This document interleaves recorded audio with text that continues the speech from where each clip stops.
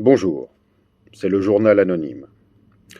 La France multiplie les conseils de défense contre le Covid-19 à qui il a déclaré une guerre nucléaire. Déjà, la France déclare la guerre à un rhume, mais en plus, elle a peur que le virus espionne ses réunions ou la composition de son vaccin.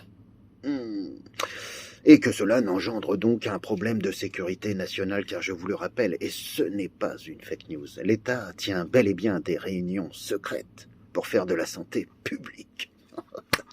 Le gouvernement s'est mis en mode pléonasme de la réalité.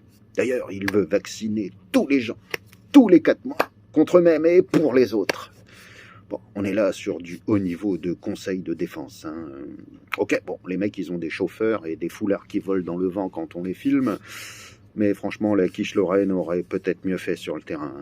C'est la première fois que le ministère de la Santé mène des politiques complètement inconnues.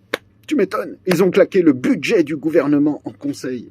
Au départ, les mecs, ils ne doivent même rien comprendre pour qu'il leur faille autant de conseils. Et au bout de 2 ans de Covid, ils finissent par la conclusion suivante. Une injection est égale à une infection.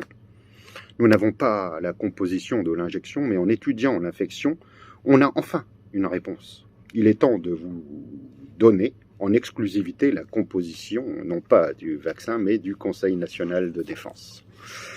Donc 3 militaires, PD de préférence, 5 toubibs, dont au moins 4 commerciaux, et 6 politiciens de l'ENA. Tu rajoutes 2 juges et 2 demi-douzaines de pédophiles, car il y a déjà 6 politiciens, et tu obtiens une loge carrée. Soit des gens qui prient pour des compas et des triangles pour régler entre eux les problèmes des autres. C'est magnifique. Avant, les dirigeants considéraient la franc-maçonnerie comme un passe-temps. Mais aujourd'hui, c'est plutôt les francs-maçons élus qui prennent la politique pour un passe-temps. Mais on en voit les résultats. En 5 ans, on est passé du pays des Lumières à la dèche d'électricité et à la carence d'étincelles. On nage dans un grotesque cosmique dont la Confédération intergalactique n'y pourra rien changer. Je vais vous faire un petit résumé. C'est simple, c'est facile à comprendre et c'est efficace. Le gouvernement est tellement nul à chier que quand ils regardent leur cul, c'est en fait leur cul qui les regarde. Bon, amis des trous du cul de PD et des histoires de soirée philo, bonsoir.